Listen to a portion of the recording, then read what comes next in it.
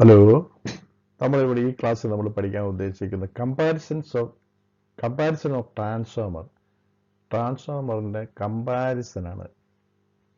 എങ്ങനെയാണ് നമുക്ക് ട്രാൻസ്ഫോമറിനെ കമ്പയർ ചെയ്ത് പഠിക്കാനായിട്ടാണ് പോകുന്നത്. അപ്പോൾ ഇവിടെ രണ്ട് സൈസ് നമ്മൾ പഠിച്ചത് നേരത്തെ പറഞ്ഞാണ്. കോർ ടൈപ്പ് പഠിച്ചു, ഷെൽ ടൈപ്പ് പഠിച്ചു. Core type transformer, shell type transformer. അപ്പോൾ നമ്മൾ കമ്പയർ ചെയ്യണം, കമ്പാരിസൺ. അതാണ് കമ്പാരിസൺസ് ഓഫ് ട്രാൻസ്ഫോമർ എന്ന് പറയുന്നത്. കോർ ടൈപ്പ് നമ്മൾ ഇതിനു മുമ്പ് പറഞ്ഞിട്ടുണ്ട്. എന്താണ് കോർ ടൈപ്പ് ട്രാൻസ്ഫോമർ എന്ന്. ഷെൽ ടൈപ്പിനെ പറഞ്ഞു. ഈ ഷെൽ ടൈപ്പിനെ ഒരു വകഭേദമാണ് ബെറി ടൈപ്പ്. അതും നമ്മൾ പഠിച്ചിട്ടുണ്ട്. പക്ഷെ നമ്മൾ കമ്പാരിസൺ പറയുമ്പോൾ ഈ രണ്ടെണ്ണം പറഞ്ഞാൽ മതിയാവും. ഏത്? Core type and shell type. ഈ പടം ഒന്ന് ശ്രദ്ധിക്കൂ. ഇതാണൊരു കോർ ടൈപ്പ്. ഈ ട്രാൻസ്ഫോമർ ഡിസൈൻ ചെയ്തിരിക്കുന്നത് ഇത് റെക്ടാംഗുലർ ഷേപ്പാണ്. ചിലപ്പോൾ ഇത് സ്ക്വയർ ഷേപ്പ് ആയിരിക്കും. ലാമിനേറ്റർ ഷീറ്റ് സ്ക്വയറിൽ വരാം, റെക്ടാംഗിളാകാം.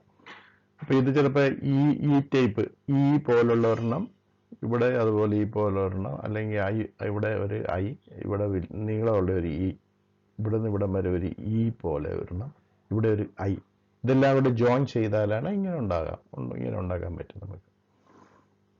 ഇനി നമ്മൾ നോക്കേണ്ടത് പ്രൈമറി സൈഡ്. ഇതാണ് പ്രൈമറി സൈഡ്. സെക്കൻഡറി സൈഡ് ഇതാണ്.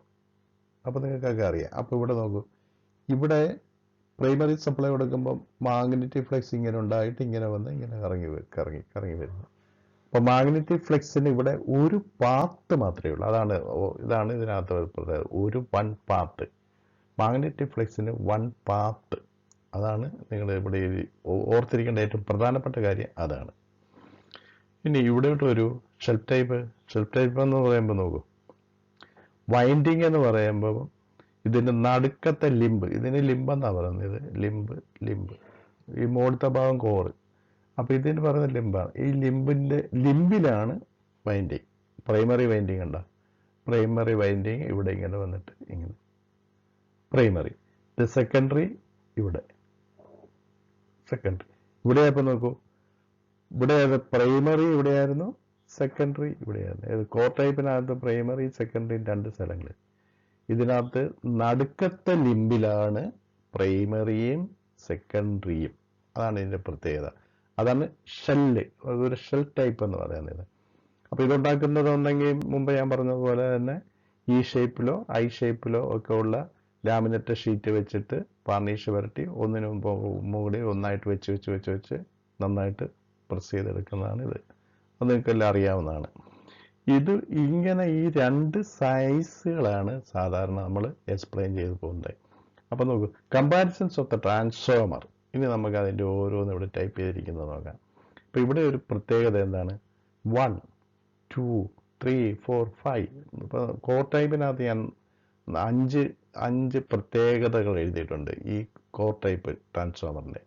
അതുപോലെ ഷെൽ ടൈപ്പിനകത്ത് 5, 1, 2, 3, 4, 5 5 പ്രത്യേകതകൾ. ഇത് തമ്മിൽ നമ്മൾ കമ്പയർ ചെയ്താണ് ഞാൻ എഴുതിക്കുന്നത്. 1 ഇതുമായിട്ട് കമ്പയർ ചെയ്യുന്നത്, 2 ഇതുമായിട്ട് കമ്പയർ ചെയ്യും, 3 ഇതുമായിട്ട് കമ്പയർ ചെയ്യും, 4 5 അങ്ങനെയാണ് ഞാൻ കമ്പയർ ചെയ്ത് എഴുതി. അപ്പം നിങ്ങൾക്ക് ഇപ്പോൾ ഒരു ഐഡിയ മനസ്സിലായല്ലോ. ഇനി അങ്ങനെയാണ് വായിച്ചു നോക്കാവുന്ന ടൈപ്പ് ചെയ്തിരിക്കുന്നത്. 1 വൈൻഡിങ് ഓർ കോപ്പർ. വൈൻഡിങ് എന്ന് പറയുന്നത്, വൈൻഡിങ് എന്തുകൊണ്ടുണ്ടായിരിക്കുന്നത്? കോപ്പർ കൊണ്ടാണ്. Winding or copper enclose the whole കോറിനെ എൻക്ലോസ് ചെയ്തിരിക്കുകയാണ്. So the cooling is good for winding. അപ്പം അങ്ങനെയാണ്. അപ്പം ഇവിടെ വൈൻഡിങ്ങിന് ഏറ്റവും നല്ല കൂളിംഗ് കിട്ടും ഇതിനകത്ത്. അതാണ് പറയുന്നത്. So the cooling is good for winding നല്ല തണുപ്പ് കിട്ടും. ഇവിടെയോ കോർ എൻക്ലോസ് ദ കോപ്പർ. കോറാണ് എൻക്ലോസ് ചെയ്തിരിക്കുന്നത്. കോറ് നോക്ക്, ഇങ്ങനെ ചുറ്റും.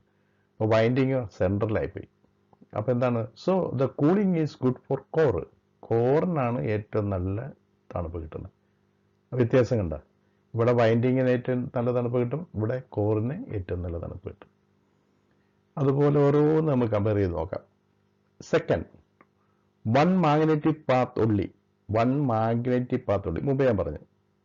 മാഗ്നറ്റിക് പാത്ത് ഇങ്ങനെ കറങ്ങി ഇങ്ങനെ പ്രൈമറിയിൽ നിന്ന് സെക്കൻഡറിയിലേക്ക് വന്ന് ഇങ്ങനെ കട്ട് ചെയ്ത് പോകുന്നു. അതാണ് 1 മാഗ്നറ്റിക് പാത്ത് ഒള്ളി. ഇവിടെയോ അതിന് നേരെ എതിർവശത്തിൽ 2 2 മാഗ്നറ്റിക് പാത്ത്സ്, 2 മാഗ്നറ്റിക് പാത്ത് ഉണ്ട്. നോക്കൂ, ഒരു മാഗ്നറ്റിക് പാത്ത് ഇവിടെ നിന്ന് ഇങ്ങനെ കറങ്ങി ഇങ്ങനെ വന്ന് ഇങ്ങനെ, ഒരു മാഗ്നറ്റിക് പാത്ത് ഇവിടെ നിന്ന് ഇങ്ങനെ കറങ്ങി ഇങ്ങനെ. അപ്പോൾ ഈ ലെഫ്റ്റ് സൈഡ് ഒരെണ്ണം, റൈറ്റ് സൈഡ്. അപ്പം അതുകൊണ്ട് നമ്മൾ പറയുന്നത് 2 മാഗ്നറ്റിക് പാത്ത് എന്ന് പറയുന്നത്. അത് രണ്ടെണ്ണവും ഇതേ വരച്ചിട്ടുണ്ട് മനസ്സിലാക്കാൻ വേണ്ടി. മൂന്നാമത് നോക്കൂ, average length of the core is more. Average length of കോറിൻ്റെ ആവറേജ് ലെങ്ത് എടുക്കുമ്പോൾ ഇത് കൂടുതലായിരിക്കും. Average length of the core is more. Compare ചെയ്യുമ്പോൾ ആവറേജ് ലെങ്ത്, ഈ കോറിൻ്റെ ആവറേജ് ലെങ്ത് കൂടുതലായിരിക്കും.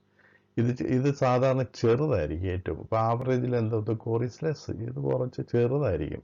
ഇത് വരച്ചിരിക്കുന്നതിന് വലുതാണെങ്കിലും ചെറുതായിരിക്കും സാധാരണ. 4 എന്താണ്, 4 എന്താണ് പറയുന്നത്? It is used for high voltage and less output. High voltage ആവശ്യമായി വരികയും ലെസ് ഔട്ട്പുട്ട് ശകലം മതി. അങ്ങനെയുള്ളിടത്താണ് ഇത് സാധാരണ ഉപയോഗിക്കുന്നത്. കോർ ടൈപ്പ് ഉപയോഗിക്കുന്ന ഹൈ വോൾട്ടേജും ലെസ് ഔട്ട്പുട്ട് വളരെ കുറച്ച് മതി. ഔട്ട്പുട്ട് എന്ന് പറയുന്നത് VA അല്ലേ, അതിനാണ് ഔട്ട്പുട്ട് എന്ന് പറയുന്നത്. വോൾട്ടേജ് വളരെ കൂടുതലായിരിക്കണം, കറണ്ട് വളരെ കുറവുള്ള ആവശ്യമായിടത്ത് ആണ് ഇത്. It is used for high voltage and less output വളരെ കുറവ് മതി. അങ്ങനെയുള്ളിടത്തായിരിക്കും ഇത് ഉപയോഗിക്കുന്നത്. ഇതോ, it is used for a low voltage and high output. Low വോൾട്ടേജും ഹൈ ഔട്ട്പുട്ടും നമുക്ക് ആവശ്യമാണ്. അങ്ങനെ ലോ വോൾട്ടേജ് മതി നമുക്കിവിടെ. അങ്ങനെയുള്ളതിനൊക്കെയാണ് നമ്മൾ സാധാരണ ഷെൽഫ് ടൈപ്പ് ഉപയോഗിക്കുന്നത്. 5ാമത്തെ നോക്കൂ, because most of the portions of the winding is visible. ഇതിൻ്റെ വൈൻഡിങ് നമുക്ക് ശരിക്കും കാണാൻ പറ്റും. Most of the portions of the winding is visible. It is easy to insulate and repair it. അപ്പം നമുക്ക് ഇതിന് ഇൻസുലേഷൻസ് കൊടുക്കാൻ, ഈ വൈൻഡിങ്ങിന് ഇൻസുലേഷൻസ് കൊടുക്കാനായിട്ട് എളുപ്പമാണ്. എന്തെങ്കിലും റിപ്പയർ വരികയാണെങ്കിൽ ഇതിനെ വേഗം ഇളക്കി നമുക്ക് റിപ്പയർ ചെയ്യാനായിട്ട് പറ്റും.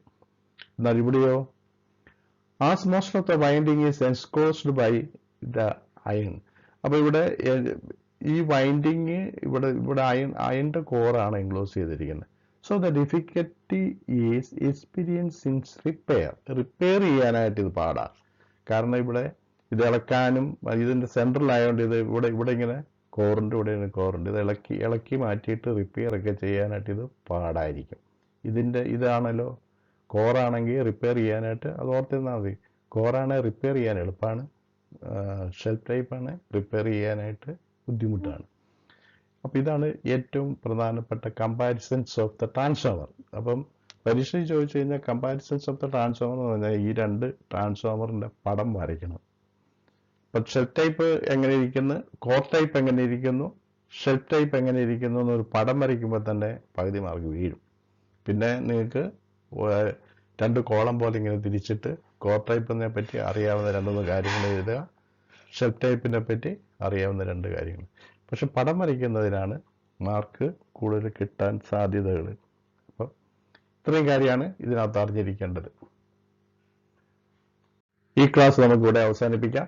Thank you.